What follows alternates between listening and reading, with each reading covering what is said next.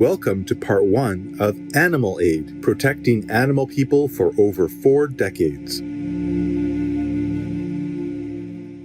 Animal Aid is one of the United Kingdom and the world's oldest organizations fighting for rights of people from the animal kingdom. Founded in 1977 by Jean Pink, a vegan, Animal Aid groups campaign peacefully against the consumption of animal people as food and against other forms of cruelty to them, such as their use for medical research, and promotes a cruelty-free lifestyle. It also investigates and exposes animal people abuses. Animal Aid has been speaking up and taking action on behalf of animal persons for over 4 decades. On today's show, we'll meet Ms. Fleur Disney, the organization's communications manager, and learn about the organization's campaigns and achievements, as well as some of its guiding principles. Fleur began the story from how she became affiliated with Animal Aid. Hi, my name's Fleur and I do the communications for the wonderful Animal Aid. I stopped eating animals when I was 2 and actually Animal Aid have been in my life ever since. They've supported me on my journey to going vegan and to living an entirely cruelty-free life. So the fact that I'm working with them now just feels like the perfect fit. The animal people rights movement has achieved enormous progress over recent decades, and as more and more people have become vegan, so too have animal people advocacy organizations. Animal Aid first began promoting vegetarianism, but is now a completely vegan organization. Animal rights organizations often need to make difficult decisions about how much to campaign for people of the animal kingdom to have all their rights respected, or how much to compromise to improve lives for animal people when laws fail to protect them. Let's hear how Animal Aid approaches these challenges as a vegan organization. So, Animal Aid is one of the longest running animal rights organizations in the world, and our vision is for a life where animals can live free from harm, free from exploitation, and be recognized as having rights in themselves. However, we're also a very pragmatic organization, and in the meantime, we work to reduce and limit the suffering of animals, whether they are farmed animals, animals in laboratories, and of course, animals that are slaughtered for meat. So our activities are actually very wide-ranging. We have a wonderful education department who work with young people to spread the message of living without cruelty. But we also have an amazing range of campaigners who work really hard to change laws, lobby government, and make the world better for animals in the meantime. In more recent years, Animal Aid has made the most of the rise of the internet to reach as many people as possible with their compassionate message. Let's learn about some of their current online campaigns.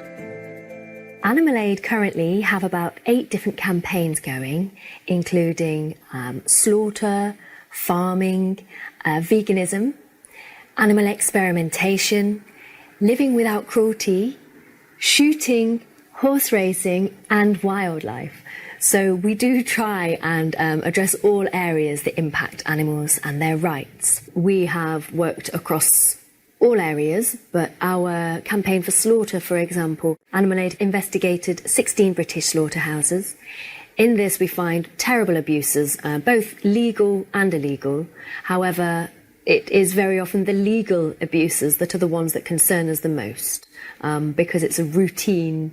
As part of our campaigning, Animal Aid does an awful lot of undercover work that includes in slaughterhouses, in animal farms, intensive farming, and in laboratories. I mean, in the UK alone, I think it's 1,000 million animals are slaughtered every year for food. So this is not a niche issue. It's really vital that we address this, and we work really hard to do so. One of our biggest successes is that our campaigning for CCTV in slaughterhouses has finally reached the point where it's now a legal requirement to have CCTV in English slaughterhouses and more recently in Scottish slaughterhouses. So now we're just looking to Wales and Northern Ireland. But that was the result of a decade of campaigning on the issue. So these are areas that actually have a huge impact on the lives of animals. The world-famous English musician Sir Paul McCartney once famously said, "If slaughterhouses had glass walls, everyone would be vegetarian." Having cameras in slaughterhouses is a step closer to them having glass walls and the end of slaughter altogether. But Fleur explains that the next important step is to make sure that the footage is actively monitored. The issue now is to make sure that the CCTV is being regularly checked, and by people who know what they're doing, but also independent regulatory bodies. So this is an area that our campaigners are working really hard on to make sure that this CCTV isn't just lip service. In our investigations into slaughterhouses and intensive farming, we do find an awful lot of illegal abuses happening, some terrible things, animals being punched in the face, having cigarettes stubbed out on them. But it is the legal, permitted cruelty that concerns us most, because these animals are not viewed as beings, certainly not viewed as sentient creatures. They are objects to be killed as quickly as possible. So that's an area that's of great concern for us.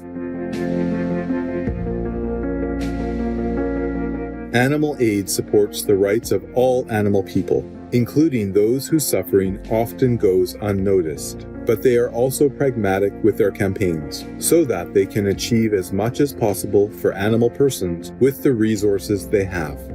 Some of our other campaigns include looking at animal experimentation. So, for example, in the UK, about 4 million animals are experimented on every year, and that's about one animal killed every 8 seconds. So we do a lot of political lobbying and awareness raising on a whole spectrum of these issues. Some of our campaigns have been in the news recently. In particular, our investigations into horse slaughter. We did find that thousands of horses and ponies are being routinely slaughtered every year in the UK for their flesh, including former racehorses. One in particular was called Vita du Roc, and it was so sad to see that 3 months after his final race, he was dead on the floor of the slaughterhouse, despite the hundreds of thousands of pounds he made for his human connections. It's a part of the industry that people choose to ignore. And so it was really important that Animal Aid and BBC Panorama were able to shine a light on this together. So we now have a petition. We are asking the government to bring in stricter controls and regulations to limit the amount of irresponsible overbreeding of horses and ponies, which leads to them becoming unwanted and, in effect, being worth more dead than alive. On August 4th, 2021, before the end of the petition, the government responded and stated, "The government shares the public's high regard for animal welfare. We continue to have close engagement with the equine sector and are monitoring the situation regarding the supply of foals. Of all the many abuses inflicted on our precious co-inhabitants by humans, perhaps none causes greater suffering than the raising of animal people to be killed and eaten by humans. As with slaughter, Animal Aid is strategic in how they work to minimize the suffering of animal persons as much as possible, while still promoting the compassionate vegan lifestyle as the ultimate solution." Let's hear Fleur explain how Animal Aid approaches this important issue. When it comes to farming, obviously Animal Aid believes that we should not be using animals at all. But more than ever, this pandemic has shown us that it is not healthy for humans either. It's not good for the environment. And in fact, it's a very dangerous practice that we're insisting on keeping up. The world has turned to veganism in a big way recently, which has been fantastic. In fact, our Vegan Pledge campaign has proved really popular, and we've had thousands of people signing up to that. And about half of those people plan to stay vegan, which is really brilliant. Any intensive farming of animals is really bad for your health. We have seen time and time again the conditions that they live in are revolting.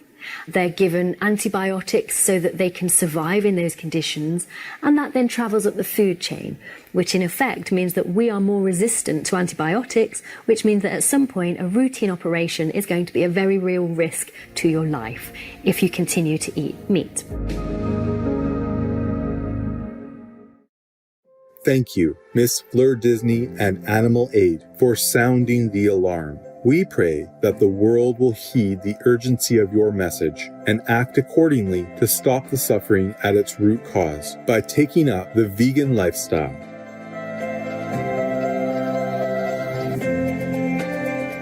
Supreme Master Ching Hai gratefully present Animal Aid with the Shining World Compassion Award plus $10,000 as a humble token of love and support for your noble work, with high praises and best wishes in heaven's blessings and mercy.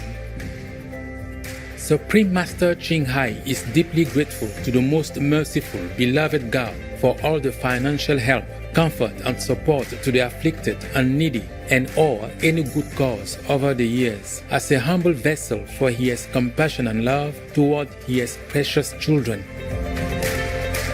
To learn more about Animal Aid, please visit animalaid.org.uk, facebook.com/animalaid, twitter.com/animalaid, youtube.com/user/animalaid, instagram.com/animalaid_UK. We are humans, not brutal demons. Choose vegan to save your souls and save the planet. Ethical viewers, thank you for joining us today.